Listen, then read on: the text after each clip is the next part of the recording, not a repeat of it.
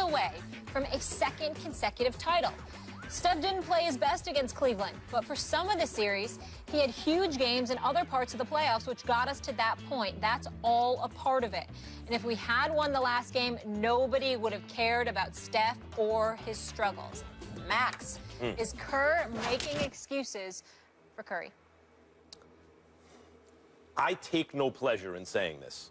I really don't, because Steph Curry is, among other things, a role model for kids, and it's one of the reasons he connects with kids in the sense that he's not the biggest, certainly. He's not the strongest, he's not the fastest, and he doesn't jump the highest in a sport where all that stuff helps. But through practice and hard work, he's got handles, just, maybe the best, arguably, and he shoots better than everyone else. That's repetition. Of course, it involves talent and ability, but kids can relate to it because they're like, even if I don't have all the tools or all the talent, I can work hard and become, at one point, I thought last year, the best in the world. Now, Stephen A., before you object to that, I didn't think he'd have been the best in any other era, but I thought by the middle of last year, you know what, this guy's become the best player in the world. So injury, is that what kind of sunk their chances, Steph's injury? Well, he was hurt. It was obvious. He couldn't get separation when he switched on to bigs and stuff. He wasn't 100%. But did injury, can that explain why he carelessly, casually throws a behind-the-back pass out of bounds meant for Klay Thompson in the waning minutes of the Game 7 of the NBA Finals? Can injury explain why he's missing open shots? They didn't score in the last 4:39 of Game 7, the greatest half-court offense ever, based mostly around Steph's ability to shoot the deep three. And they didn't score at all, and he's missing shots. Can you ascribe that to injury? No. So I take no pleasure in saying this, but the reason they lost is not about his injury or anything like that. Stephen A., the reason they lost is because LeBron James took Steph Curry's heart. It kills me to say it, but that's what happened. LeBron heard the chatter. Steph's the best in the world. The Golden State Warriors this, the Golden State Warriors that. And he was dunking it on the whole world, which included Steph Curry. He was yelling in Steph Curry's face. Steph really was kind of shrugging his shoulders, looking away, slouching down, walking away. LeBron James, the actual best player in the world, disabused people like me of the notion that, in fact, Steph, because he's so uniquely adapted to this NBA environment, could somehow pass him even in this era. And that's the reason they lost, because LeBron convinced Steph, you ain't me, you're not on my level. Steph bought it. Because it's true, LeBron took his heart, and so they lost. It's not about injury. Max Kellerman, you know, when my former partner was sitting there, I used to want to get security to get him out. I don't feel that way about you. Instead, I would like to make a personal request for HR department to come down and instantly have you drug tested. I mean, the stuff that you just said, that just came out of your mouth, LeBron snatching Steph Curry's heart. Did he snatch Steph Curry's heart when they went up 3-1? Did he snatch Steph Curry's heart when Steph Curry dropped 38 in Game 4, hit 11-25 from the field, 7-13 from three-point range? No, that wasn't the case. Steph Curry did not play well. Steph Curry made mistakes. Steph Curry wasn't himself because he was somewhat hurt. But if anybody gave it to him, it wasn't LeBron, it was Kyrie Irving.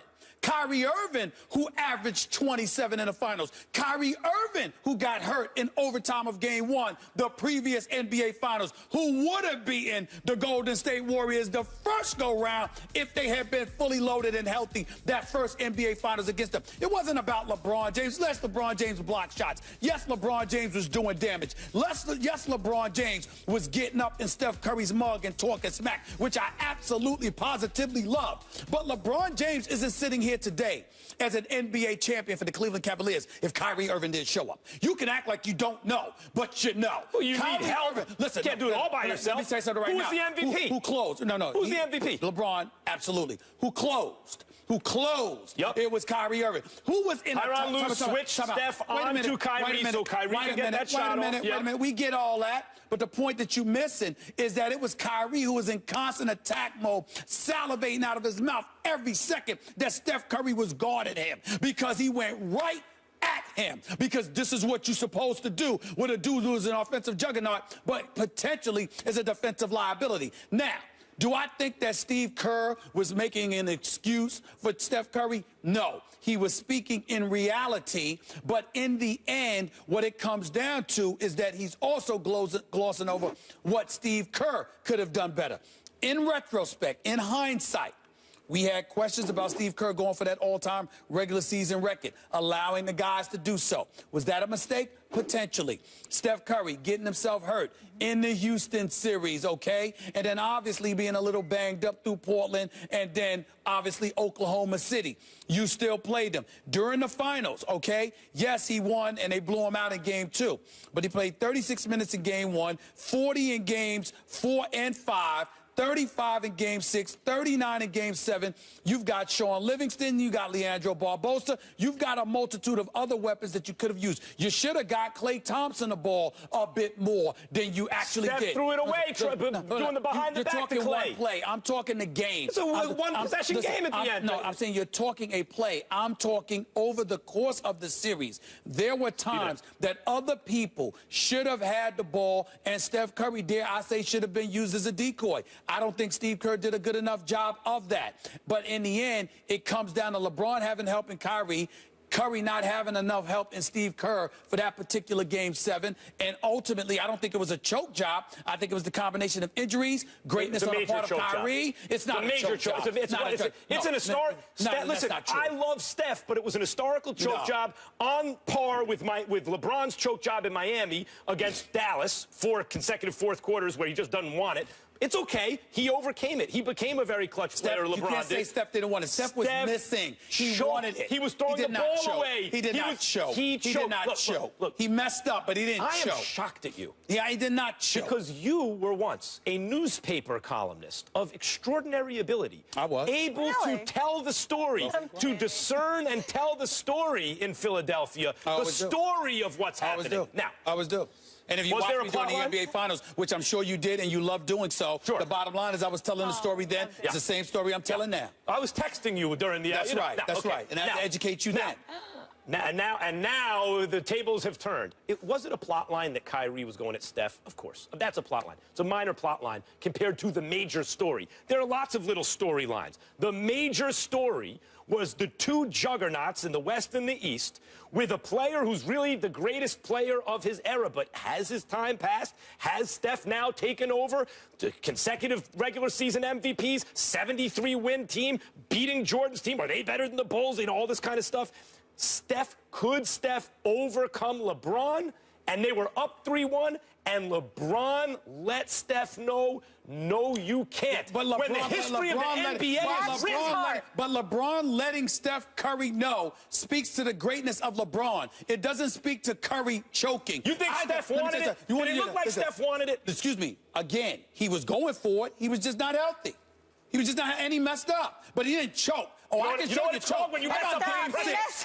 You know what it's called when you mess up under pressure? Against OKC against Warriors.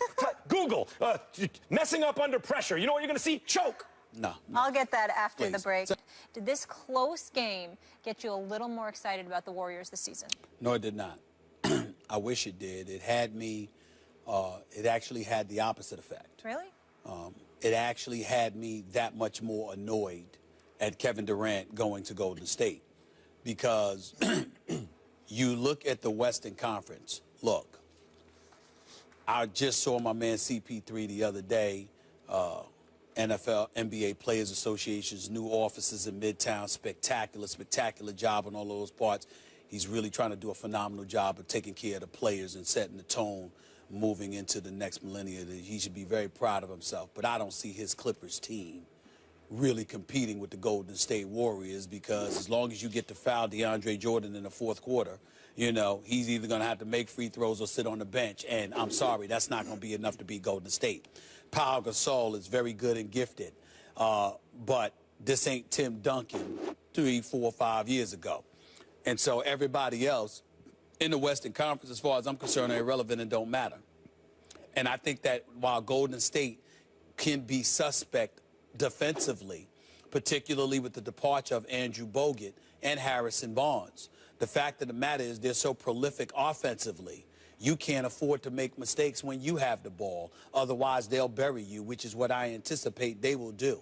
The sad part about this upcoming NBA season is that I only see one team giving them a shot, giving them a run for their money, and it happens to be the Cleveland Cavaliers, who are in the Eastern Conference. So when I looked at last night, I said to myself, unless someone gets hurt, and we're certainly not wishing for that to happen to anybody, this season is going to be the equivalent of watching, you know, some juggernaut AAU squad or something like that. We're basically watching the Golden State Warriors in cruise control skate through the season. They'll have, they'll have their troubles, making adjustments, one basketball for all the offensive weapons they have. They won't win 73 games this year. They might win 70 or 71, something like that.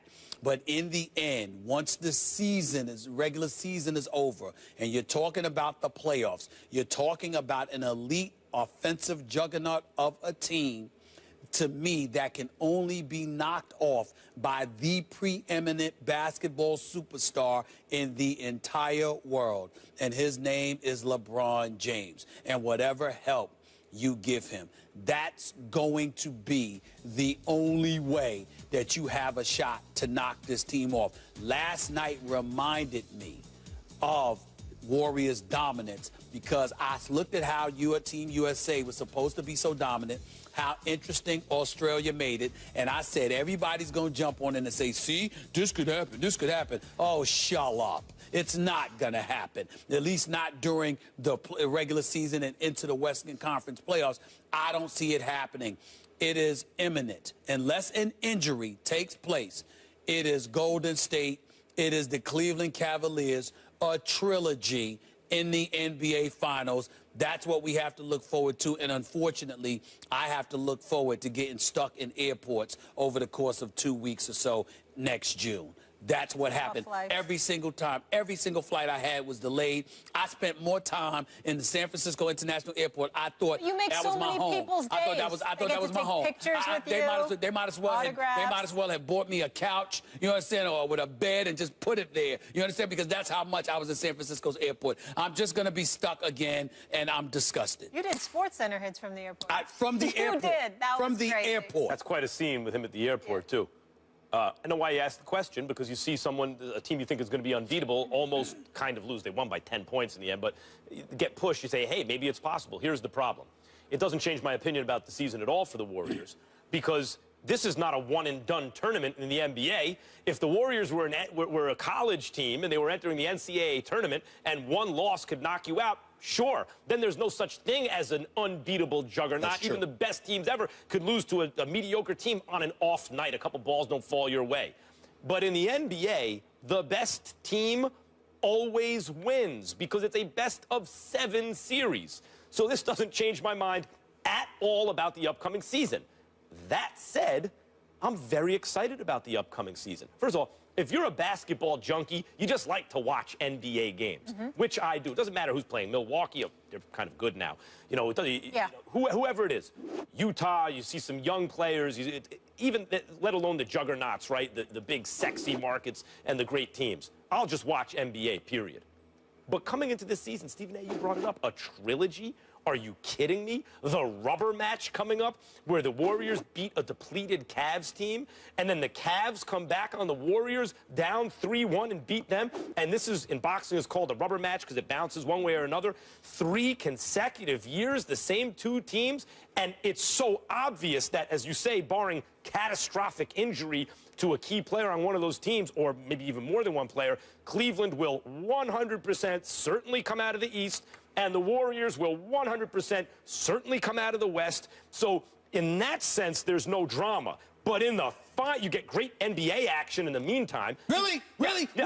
Where? Where's the great NBA action? So See, that's stuff that annoys me. If the Spurs are playing the Clippers, are you watching? Really? Yeah. Excuse me. Yes, I'm watching. Oh, okay. But I'm just checking. Here's the difference. I was watching those games last year, trying to gauge who could do what against the Warriors. And the answer was nothing. Wait a minute now. Oklahoma City had them. That was the one wild card. Oklahoma City had them, okay? But we didn't know whether or not Oklahoma City was going to get by San Antonio. Right. You see what I'm saying? So it was the suspense because, as you know, in boxing, Matchups make fights. Well, matchup makes fights in basketball as well. So when you looked at San Antonio and said, okay, I could see San Antonio losing to Golden State, but I could see Oklahoma City beating San Antonio. So what's going to happen? And then San Antonio, you know, and San Antonio wasn't a better matchup for the Warriors than OKC, and then OKC knocked off San Antonio. And so you said, okay, they got a shot to take them. Now we're watching, literally watching, and we're not talking about consolation prize for the NBA. We're talking about consolation prize for the Western Conference. Yeah, right. We're literally sitting back and going like this, okay, who's going to finish number 2 in the West? There's no suspense. By the way, there could be a dominant fighter on the top of a division. You could still see a fight between two good contenders. It is the takeover. By the way, in the words of Jay-Z, you even look at the Clippers and you see DeAndre and Chris Paul and Blake Griffin. We don't believe you. You need more people. Let me tell you something. I mean, once the Warriors got Kevin Durant, it was a wrap in the Western Conference. And I'm but they still got to play the Cavs. Hold on. This is very important. This is very important. Jay-Z's the one that convinced KD to go to Golden State, okay? Let me tell Jay-Z, this is stop it. This is blasphemous stuff. This is very blasphemous stuff. Yeah, he's a businessman. Yeah. That's what Jay-Z is saying, and I respect it. But the point is, I want Jay-Z to know Jay-Z's isolated. Jay-Z is isolated because even his crew, including me, all disagree with his decision. All disagree with his decision. Oh, Jay-Z don't want to sit in this hot seat. Why not? This ain't some rap concert. He don't want to sit up in here. Jay-Z don't want to sit up in here. And I'm trying to tell you that right now. Because let me tell you something from a basketball perspective, even though I got to watch my mouth because Jay-Z the one that's always pointing out how wrong I am. And he's usually right about me being wrong. So I get that. But the point is... Right here. I'm going to point it out to you after this segment. He would not hesitate. But in this particular equation, and it has nothing to do with KD leaving OKC, going to Golden State. This is the Jay-Z that we knew that loved competition. Now, all of a sudden, it's about business. Because you're missing the ultimate competition. We have to go to break. We got to go to break next. I don't want to listen to you no more. I have something for you tonight.